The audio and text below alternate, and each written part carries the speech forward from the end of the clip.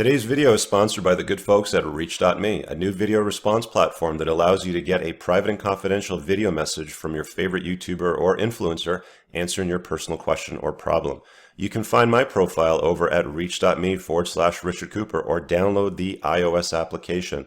All you have to do is smash the Reach Me button, type in your question in this box over here, plug in your credit card information, and boom, you get your response when you send the request. Enjoy today's video.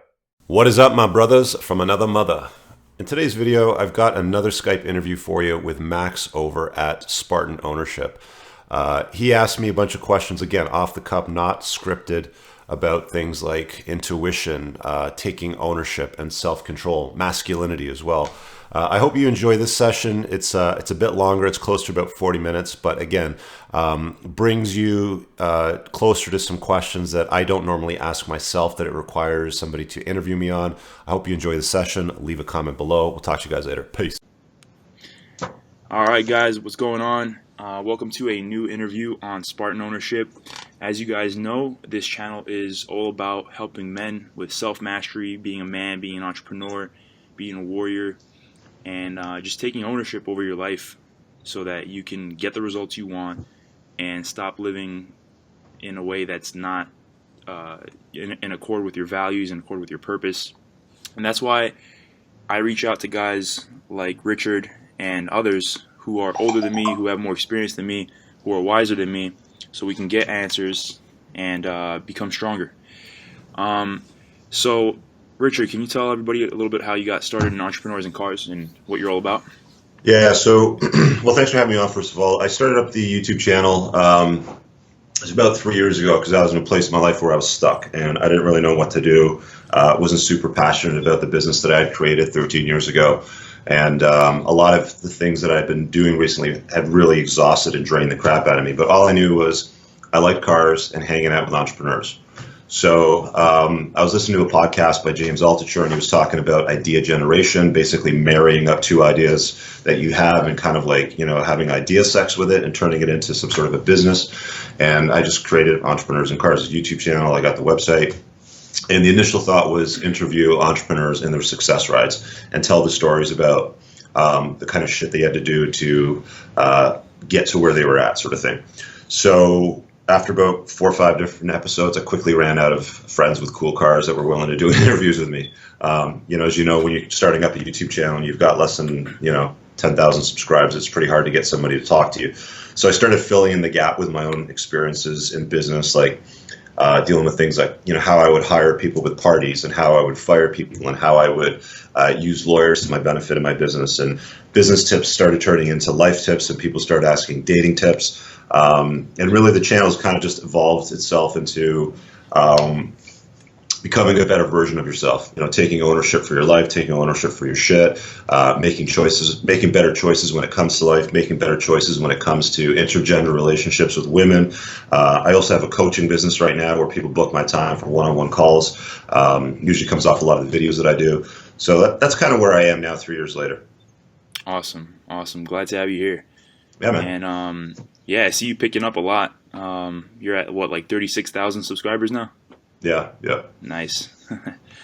And I like your content a lot because it's really geared towards men, and it's really like that, just almost like a dad or an older brother that a lot of guys wish they had type of wisdom.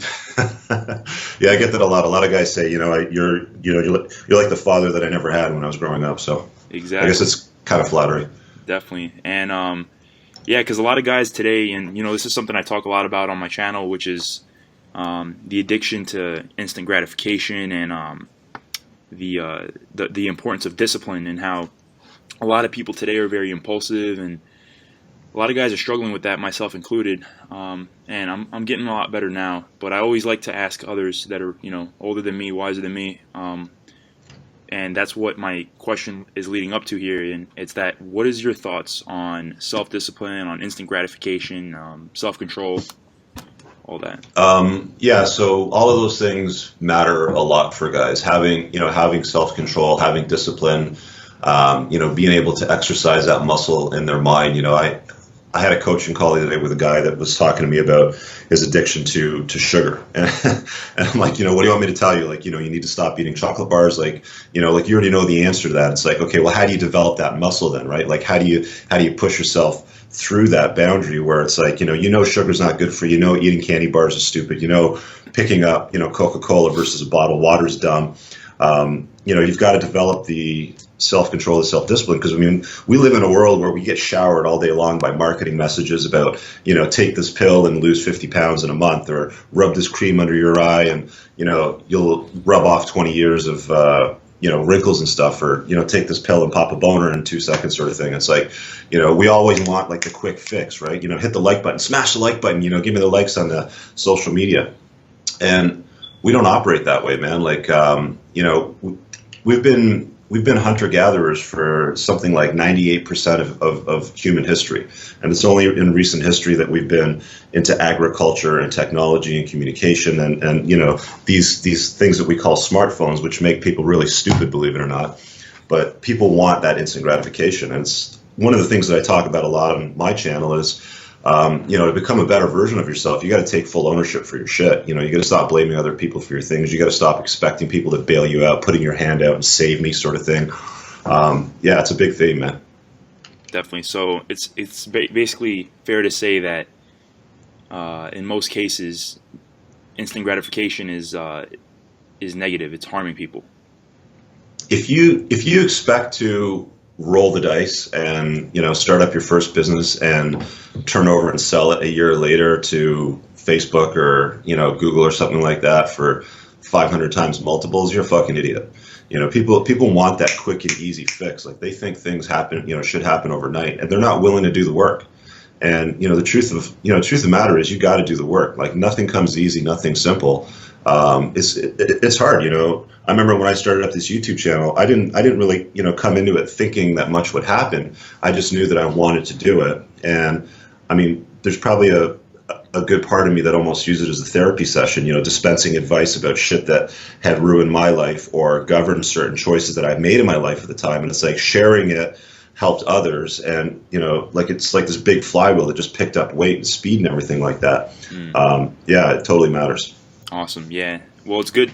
I like, getting a lot of people to say that it matters, because for some reason it like helps me, because then I say, oh, wow, 10 wise people all said instant gratification and self-control is, self-control matters. It kind of just creates this momentum of like, dude, just put down the fucking Coke bottle. Like, so yeah, definitely awesome. And I also heard you talk a lot about like intuition and trusting your intuition, and I hear that a little bit more and more these days, and I'm curious as to what your thoughts are on developing your intuition as a man, and how do you develop it? How do you know when to trust it?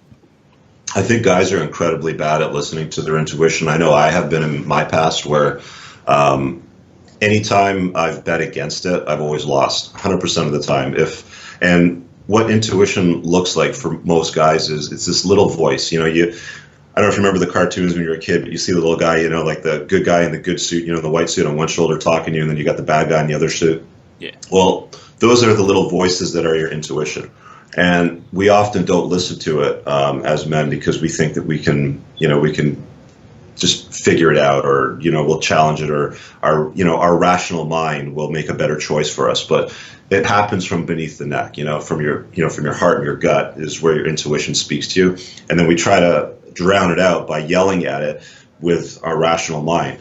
And the truth of the matter is, this part knows way more about you and what's good for you than what's going on in your head. And there's usually like this, there's this pivot point in most guys' lives where they start listening to the stuff, both, beneath the neck. And for me, myself personally, I think it happened when those little quiet voices, that little quiet voice is talking and going, hey, do you really think this is a good idea? Do you really think that you should date this chick because, there's this, and this red flag? But it's a whisper.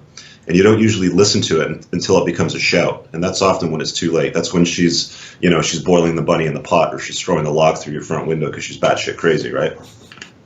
Yeah. So, when do you, like for you, what age was it? Because I'm trying to figure out like what when do most guys start to do this? Like, is it when they're older and a lot of shit's already not working out, or can we make it happen beforehand?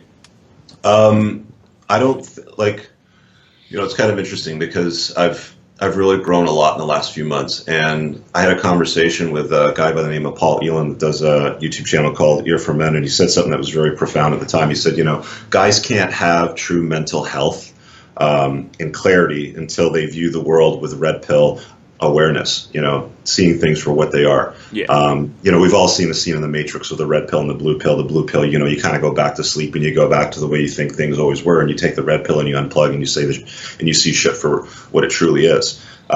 So, guys don't usually open their eyes to the facts of life, women, intergender relationships, business, friendships, things like that, until their early 30s. And I think it's because guys don't mature intellectually until they're around 30, 31, 32, 33. Men and women mature sexually at a very young age. I think women mature more emotionally in their early 20s and guys in their early 30s, which is why it's not that uncommon for a guy in, their 30s or 40s even to date women that are in their 20s. It's, it's not that hard unless you get like the party crazy chicks that are just, looking for attention, like the attention whores on Instagram and stuff. Mm-hmm. That's interesting. And the other thing about that is the rational male and all this red pill stuff. Even the word rational male, that implies logic. So that's something that I had to think about before, and I still kind of think about these days, which is how do you balance out intuition with the rational male and red pill? Because a lot of it is very logical too. It requires a very logical sort of way of seeing things, and sometimes your gut just says, go for the girl, or stay with it, or do this or do that, and like it's sort of weird. It's like this balance between logic and intuition. So what are your thoughts on that? Well, I think your mind, there's two different ways to win in life. You can either play to win or you can play not to lose, and they almost sound like the same thing. But playing to win is basically what entrepreneurs do. They have the big bets like the Snapchats and the Instagrams and the Facebooks and the YouTubes of the world and things like that, right?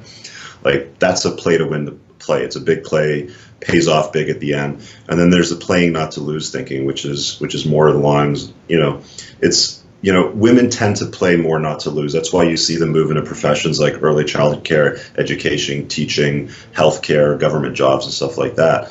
So there's two different sets of mindset. Usually your mind is going to play not to lose, right? Like it's looking for the safe path. It's looking for rationalization.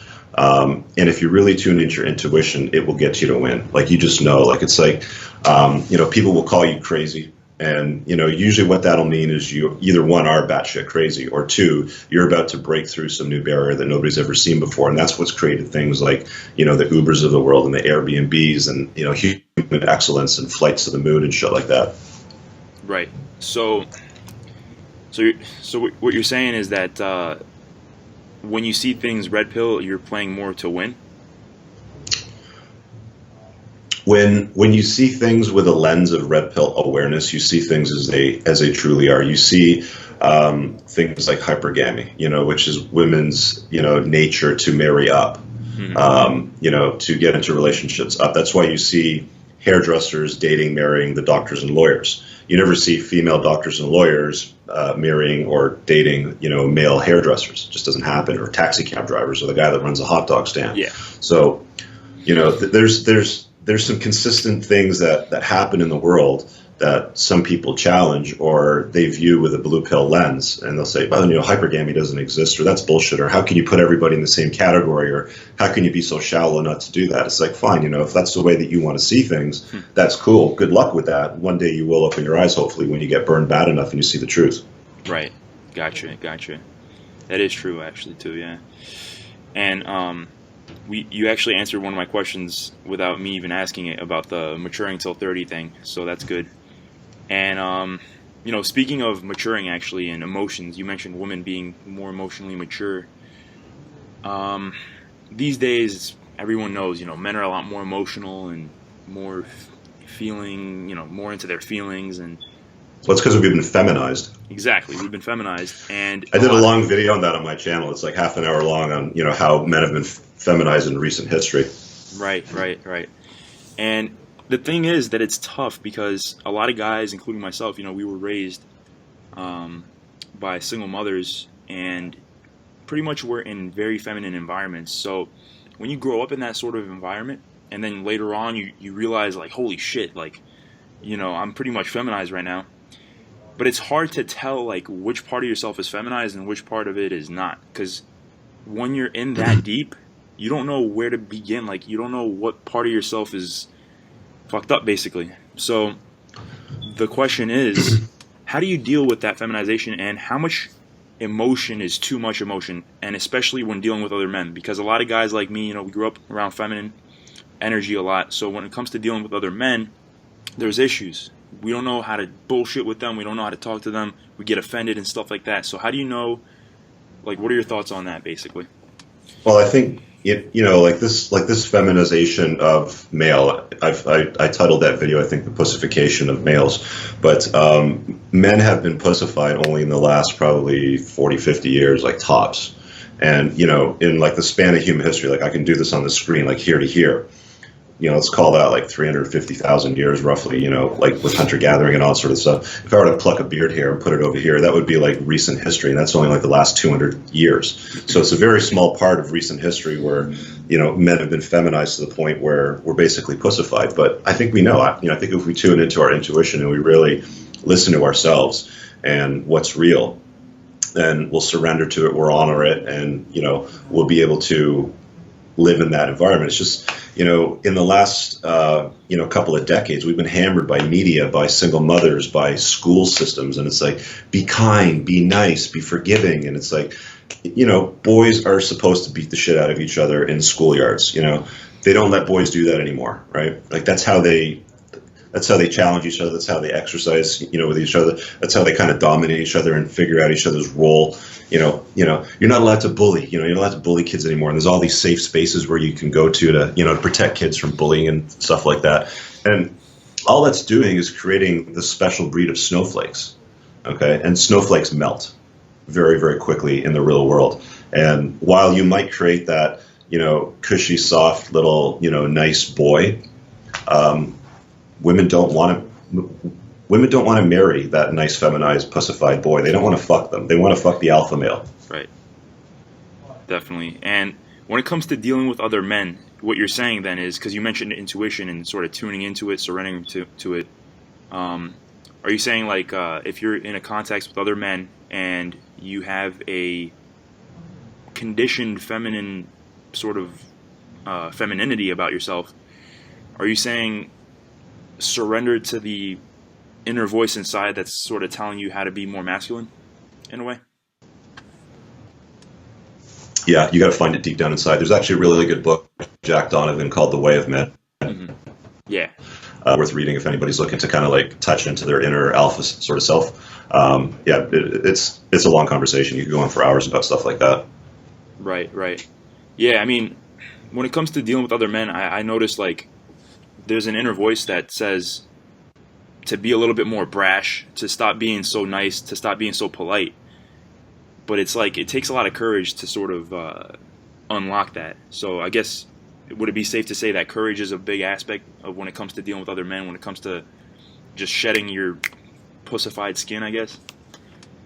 I think it's deeper than courage. I think you got to go further down the rabbit hole and really understand what men are all about, and what allows us to excel to levels of like massive excellence. And it's like, you've got masculine energy, you've got feminine energy, and both men and women have both. And the thing with today's world is a lot of guys carry nearly as much feminine energy as they do masculine, and a lot of women carry a lot of masculine energy and less feminine energy because of gender roles changing and people and women entering the workforce, and now third wave feminism and stuff like that. So I think that people, men and women, really need to tune into who they are and what their biology tells them to behave like, and stop with the righteous virtue signaling snowflake bullshit. Yeah, that's interesting. You said that, like, men and women are now sort of equal energy wise, like, meaning you said men have as much feminine energy as they do have masculine energy, and that's really interesting. Like, it's crazy because a lot of guys are like proud of it though. So it's tough to. Well, it's because they think that it's going to get them laid. Mhm. But I can tell you from firsthand experience, I can go out and date a very successful, CEO, lawyer, doctor, whatever, making multiple six-figure income, and she still wants to be owned in the bedroom. Mhm. She wants to be the woman.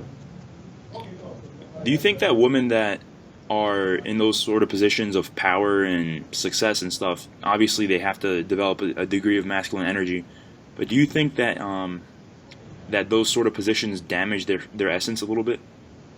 I think that it definitely damages the femininity that we're naturally expected women to have. Hmm. And so they're basically kind of shooting themselves in the foot in a lot of cases if they go for those types of positions. In some cases, yeah, when they go too far, I'm not gonna lie, I've been turned off by women that, you could meet and it's like, okay, they look attractive, and then you meet them in person and it's like, you're like a dude. Like, I don't wanna roll around naked in a bed with you because you're like a guy. Like, you behave like a guy, you talk like a guy, you try to swing dick like a guy. It's like, I want a woman. Hmm. Yeah, that's Because interesting. that's hot. Right, right, right. I saw this funny graph that Roosh made where he basically, it was like an XY graph, and it was saying how feminine women are and how educated they are. Mhm. And the more they were educated, the less feminine they were in the graph. It was satire, but it does make sense that a lot of these positions make them develop too much masculine energy, which makes them a lot less feminine in relationships. So Yeah, like you see them, and if you go down, like I live in Toronto, so if you go down to Bay Street and you see these female lawyers, they've got the suits with the padded shoulders, yeah, like why do you need like to look like a dude when you go to work? Like it's just, I don't know what it is, whether they're trying to prove something or it's a level of security. I get that there's women nowadays that want to take full ownership for their life and they don't want to rely on a man. mm-hmm. It's a change in gender dynamics in the world that we live in today. Yeah, and with the welfare state and everything, it's sort of making women even more independent because now they could be single moms and survive off the government's money. So pretty much they're pretty much eradicating manly roles in relationships, which is to provide, especially yeah. Well, men have been men have been cast out of the household and been replaced by Big Brother, by government, by women that think that they can do it all on their own, and how media portrays single motherhood as like this badge of honor, like it's like a level of accomplishment to unlock. Like, you can raise kids, by yourself. I talk a lot about single motherhood on my channel, and the comments from women, that come in, and I'm not even kidding, stuff like, I don't know, what did this one woman say? She said something like, women need to band together and find the best genetic male and then raise the children by themselves with women together. And it's like, let's just examine that for a second and see how well that's working out, because something like 80% of the incarcerated in jail come from single mother homes. Teenage suicides, pregnancies, lack of, finishing post-secondary education, high school, things like that come from single mother homes. Gang-related activity come from single mother homes. Like, you could go on and on and on and on about all that sort of stuff, but it's just not working out. But government still supports it because they rely on the votes of single mothers, right? Yeah, definitely. And it's sad. I mean, I could see a difference between the guys that I know that were raised by, a household with a mother and a father versus guys that were raised with single moms, and it's just like black and white. Like, the guys that were raised by single moms are usually pretty fucked up in more than one way. So, and a lot of guys are taking ownership over that. So that's why channels like this exist, I guess, to help guys. Yeah. So, moving on, and we spoke about women a little bit. We briefly touched on that, and since this is more of a general sort of podcast interview here, we're kind of touching on a lot of subjects. But if you are in a relationship, and since guys are very pussified and feminized and stuff, they still go into relationships. They still get girlfriends. They still try to develop some sort of intimacy. Yet now they have to deal with a woman who has emotions, who has moods, who has mood swings. And as a guy who is feminized, how do you deal with a woman's mood swings, how do you deal with a girl that pisses you off in a relationship? Like, how does a man deal with that as opposed to, like, an emotional person?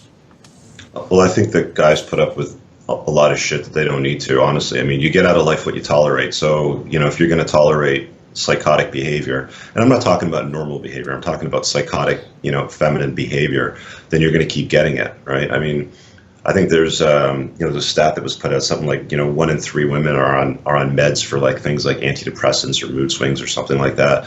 So I mean, you just got to be selective about who you're going to spend time with. And I think guys are just, sometimes we think with the wrong head, and we're like, oh, the sex is great, so let's just keep doing this. And it's like, quite often some of the best sex that we get comes from the craziest women, right? And then we just kind of like stick with it as long as we possibly can. I did an interview with actually with Rollo Tomasi. It goes live on my channel tomorrow on Tuesday. And he was talking about this crazy relationship he had in his early years because the sex was so great. But guys just fall into this trap where, we just make bad choices when it comes to women. And if you set a clear set of boundaries, I call them non-negotiable. So if you set a clear set of boundaries of stuff that you're not going to let into your life, and I get criticized for this all the time in my videos by women, and it's because it's true. They'll say things like, how could you be so shallow not to date a single mom with 3 children? Because I value my time and my space, and I don't need the extra complication of my life, right? I'm not here to save you. I'm not here to deal with your stuff. Or, one of my non-negotiables, for example, is not dating somebody with daddy issues. And, how do you spot somebody with daddy issues? Well, they grew up probably in a single mother home. They didn't have, now you can grow up in a single mother home, but still have a strong, virtuous male role model in the household, like like the mom's father, for example, or an uncle, or, like something like that. That the girl had time to spend around with when she was growing up. So she recognizes the value of a man. She sees the virtues of it and she respects it. Because what you'll find is if you date a woman that's got daddy issues, that had an absent father, that might have been a piece of furniture sitting around or would disappear, on weekends banging his mistress or something like that.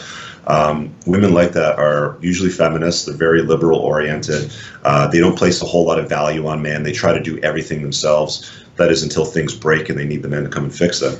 But it just sets you up for a whole world of trouble. So once you get clear on your non-negotiables on the types of people, women and people that you're going to let into your life, the quality of your life just gets so much better.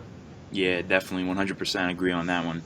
And would you be safe to say that there are some compromises in a relationship though that you have to do? Because sometimes, you get into all this red pill stuff, you get into all this knowledge, and then you get into a relationship and you feel the need to constantly be dominant, constantly be in control.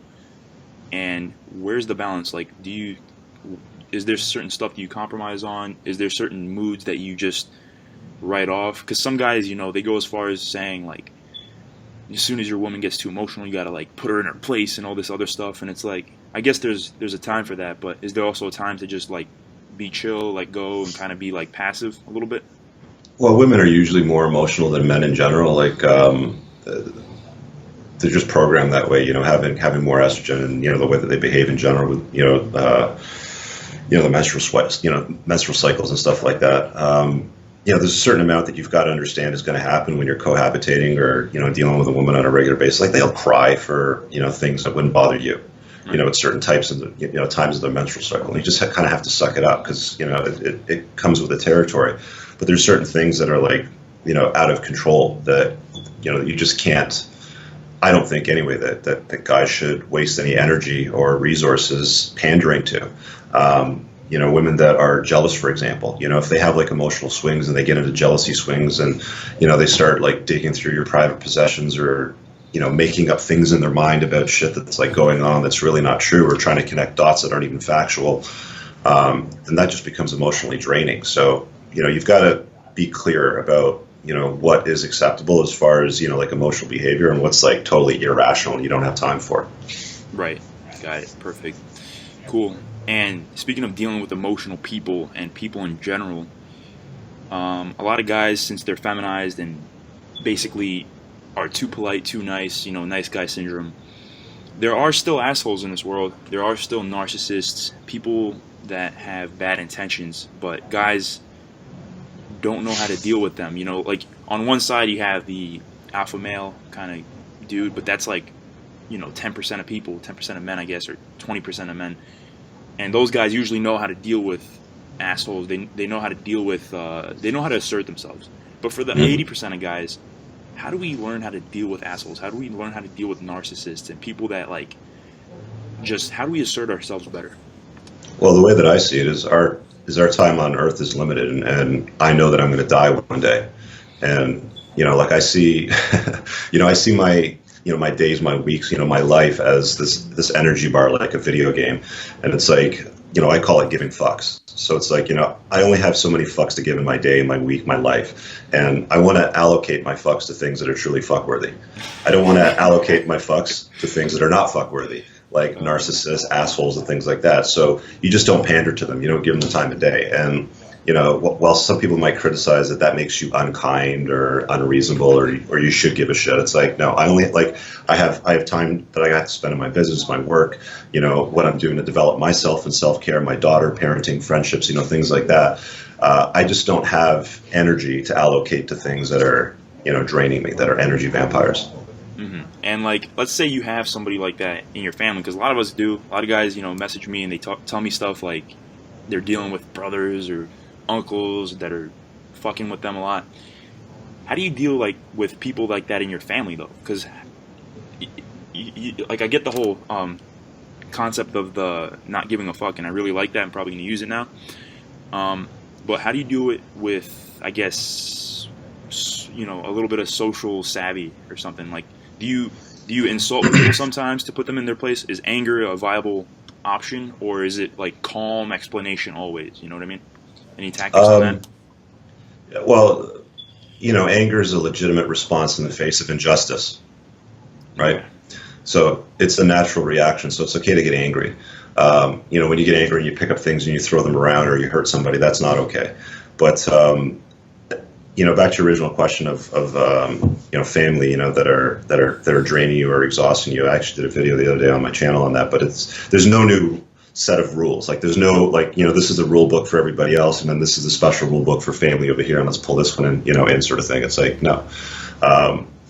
If I'll give you an example. The guy that wrote in that I did the video on it, he was living with his sister, who had 4 pregnancies, 1 child, made $6,000 last year, contributed nothing to the household, and was preventing him from dating women because she knew that if he had a relationship with a woman, she'd probably have to move out. So made really bad choices in life, got really shitty results, had a bad belief system, blah, blah, blah sort of thing. And my advice to him is, you don't treat her any different than anybody else. She's an energy vampire. She's your sister. Give her a timeline, 2-3 weeks. You got to move your shit out. I don't have time for this nonsense. He's already led her to the truth, to solutions, to, trying to help her become better. But there's only so much you can do. Like, let her figure it out on her own. Why do you have to keep pandering to somebody like that? There's nothing wrong with kindly saying, no, it's time for you to move out. You've got a 3-week timeline. Off you go. Figure it out. Mm-hmm. Beautiful, beautiful. And when dealing with other men too, and I actually saw a little bit of that video, but I was around some people, so I put it in my watch later list. So I know which video you're talking about. And my question also comes to when dealing with other men, like, because it's kind of intimidating dealing with other men, and especially since a lot of guys are afraid of confrontation. So what's a good sort of mindset to have when it comes to dealing with other men that are sort of fucking with your ability to be positive and to assert yourself? Well, guys are like, we're like crabs in a barrel. When you're climbing up to the top and you're about to get out, to this new world, to unlock this new level of achievement, people always try to pull you back in. They want you back in the bottom of the barrel because, birds of a feather flock together. We sort of like to, pull those back. We'll criticize them, we'll judge them, we'll try to tell them that their choices are bad. We don't want them to be better than us. Jealousy never comes from a place of, ahead of you. Like, I've never had anybody that's been jealous of me that's better than me. Mm-hmm. Okay. I've had people that have been jealous of me that are well below me, and it's because, they're behind me, sort of thing. Right. So, you just have to consider the source. Ask yourself this question is, would I want to trade places with them? this person that's trying to hold me back, that wants to change, my belief system, that wants to change the kind of results that I'm getting out of life because the choices that I'm making are better. Would I want to trade places with them? And if the answer is no, then why am I going to listen to their crap? Like, why am I going to pander to them? Mm-hmm.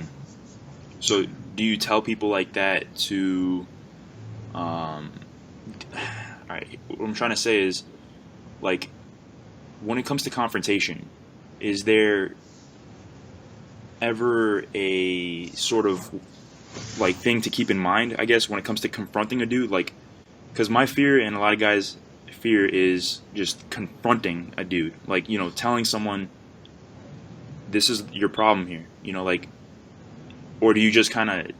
No, I don't try to change people's views if they don't align with mine. They want you to see things from their lens of the world. They want you to believe what they believe. They want you to do what they want to do, but it's incented by their own selfish reasons, because they want something from you. So again, why do you want to allocate fucks to something that's not truly fuckworthy? Right. You just remove yourself from the equation. I'm not saying be an asshole or be a dick, but if, for example, I'm getting phone calls or text messages from somebody that is an energy vampire that's wasting my time, I don't block them or anything like that. I just lose their number. It's like I don't have time to respond to anything like that. If you're in a room where it's face to face, you just walk away.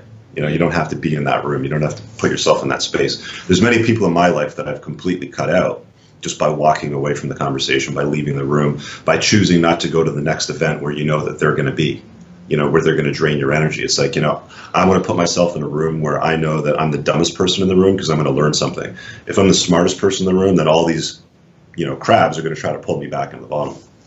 Gotcha. I really like that you said consider the source, because when you consider the source, it gives you a lot more sort of leverage and insight into the situation, thus allowing you to deal with it better. So, and yeah. I know we're a little short on time here, so I'll combine the last two questions into one. There's a lot of different schools of thought on entrepreneurship and money making, and a lot of people say, enjoy business for the sake of doing business. Jump into business. Doesn't matter what it is, the key is money and making money. And I've tried that approach, and it's just not been great for me, although sometimes I question my mindset on that, because I could have chose money and probably made a lot more money faster. And then there's the other approach, which is chase your passions, then the money will come. If you're a young dude that doesn't have a college degree or is not trying to go with the system, which approach do you think is best? Do you combine the two? What are your thoughts on that? Well, I've only got about 2 minutes, so I'm going to do this very quickly. Yes. One, the point of a business is to make money. It's not rainbows, butterflies, kumbaya, and bullshit. So a lot of people get into business thinking, let's hold hands and sing around the campfire and sing a song sort of thing. You have to make money, so you have to add value to people's lives. And if you're delivering something of true value to people, money will come as a byproduct. So follow your passion. Deliver huge amounts of value. Multiples that are certainly greater than what you charge for your product or service. And you've got nothing but the sky, is the limit for you there. Beautiful. So it's just, if you want to focus on your passion, just remember to add massive value. Yep. Gotcha. Money is key. Awesome. Richard, I really appreciate this talk. I will edit this, come out with it real soon, and I can't wait to see what the guys have to say about this. Thanks a lot for this cool, man. Opportunity. Talk to you later. Peace. Talk to you later. All right. Bye-bye.